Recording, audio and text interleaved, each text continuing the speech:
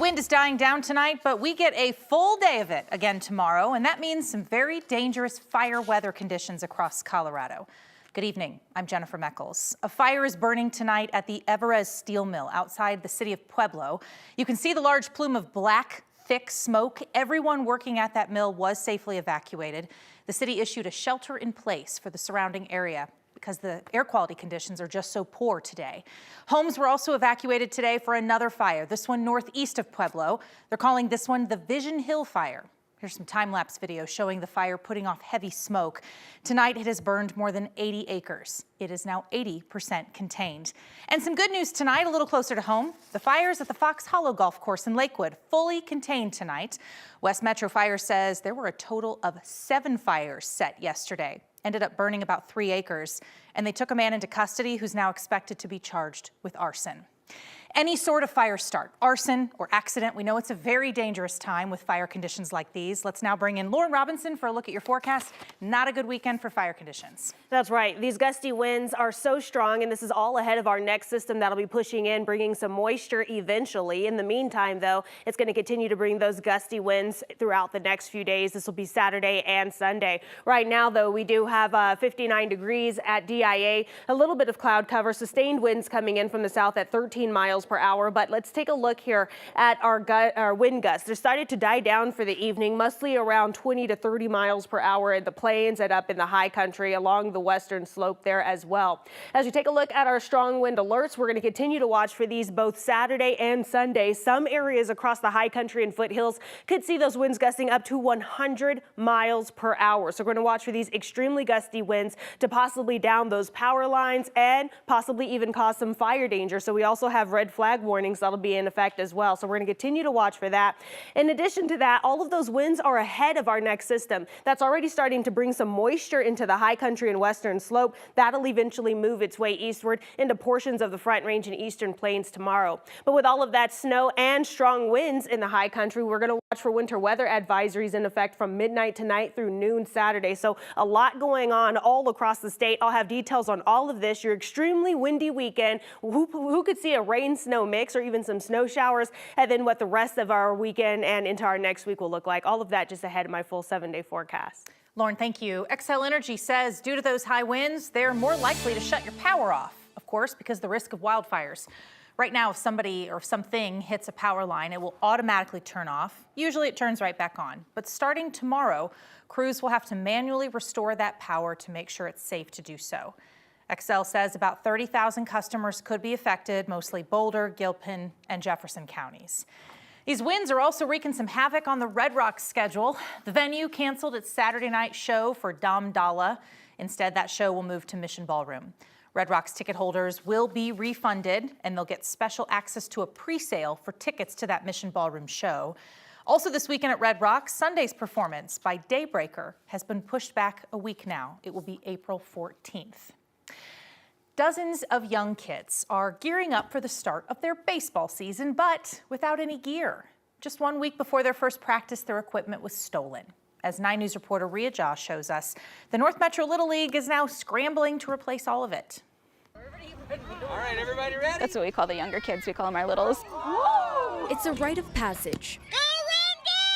We have people coming back year after year. We have kids in our league right now who their older siblings played 15 years ago. And a family affair. We have some kids whose parents played. For people like Nicole Aguilar.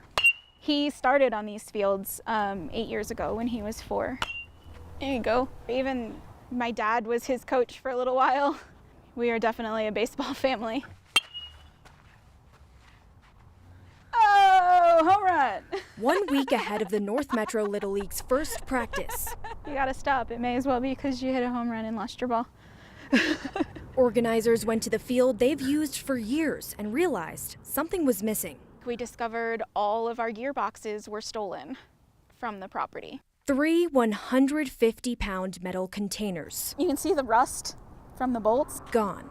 I can't imagine what kind of tools they had to do that. In those containers, 5 teams worth of gear. So that's 4 helmets per team, 4 bats per team. Were everything they needed to play. Rakes to smooth the dirt out. The actual bases for all 4 fields, literally everything. A curveball Aguilar and leaders of the nonprofit league are now trying to figure out. We do everything we can to make sure that it's affordable so anybody who wants to play can. So we don't have money to go out and buy gear for two entire divisions of kids. Ahead of first practice on Monday, organizers have more than 60 kids signed up, and they don't know if they'll have what they need to play. But Aguilar has faith in the family that surrounds this league. Our community supports us, so I know they'll be here and doing whatever they can to help make it still be good for the kids. Aguilar has been shopping around for gear at secondhand stores and says other leagues in their division have also donated extra gear they're not using. North Metro is also accepting donations for equipment. We have more information about how you can help in this story on 9news.com. Rhea Jha, 9 News. It's really sad because it's hard to replace all that stuff. They're going to spend the money to do it. But the resale market, if you steal that stuff, there can't be that much value for like little kid helmets and bats. That's what I was thinking. What are you doing with that stuff? What do you need with all that mini stuff? How frustrating for the little ones. All right, Rhea, thank you. Colorado is seeing fewer stolen cars, and police say new technology is allowing them to recover more of the cars that they find that were stolen. It's called a grappler, basically a tow strap that police can slip under the wheel of that car. It latches onto the wheel, and it causes the wheel to seize up, so it keeps the person inside the stolen car from just driving it off again. And the problem is in the last several years, they've thought, oh, all I have to do is hit the gas and they're not going to do anything and I can get away.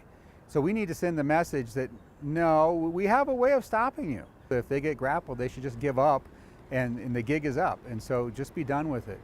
You might be wondering if this works. In the past 2 weeks, the Metropolitan Auto Theft Task Force has recovered 6 stolen cars using one of these grapplers. Sometimes police take bikes into evidence, whether they're stolen or damaged or even ditched after a crime. And when they're not claimed by their owners, eventually, they end up in an evidence locker. Wheat Ridge Police took us inside theirs to show us what happens next.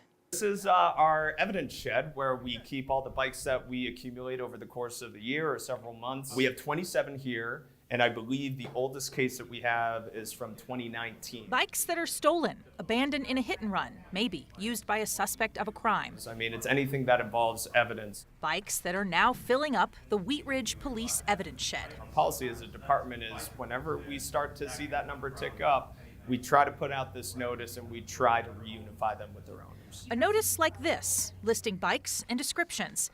And bike owners can help themselves here too. You should always have a really good description of your bike, maybe even a picture, and definitely have your serial number too. Once that notice goes out, Wheat Ridge Police give people 2 weeks to claim their bikes. And more often than not, it does not happen. Unfortunately, we've been doing this for more than a dozen years, and only one person has come forward to actually be reunified with their bike. We would love to reunify people with their property. That's the end game. But under that ordinance, if nobody steps forward, we are allowed to donate these bikes to charity, and that's what we love to do. Sometimes a local nonprofit, sometimes global.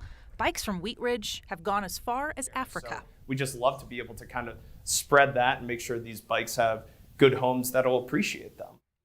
Wheat Ridge tells me they can tap into a state database of missing bikes. So if you have had yours stolen, be sure to file a police report. And if sitting in storage, an evidence locker somewhere, and you can prove it's yours, officers like these guys would love to give it back to you.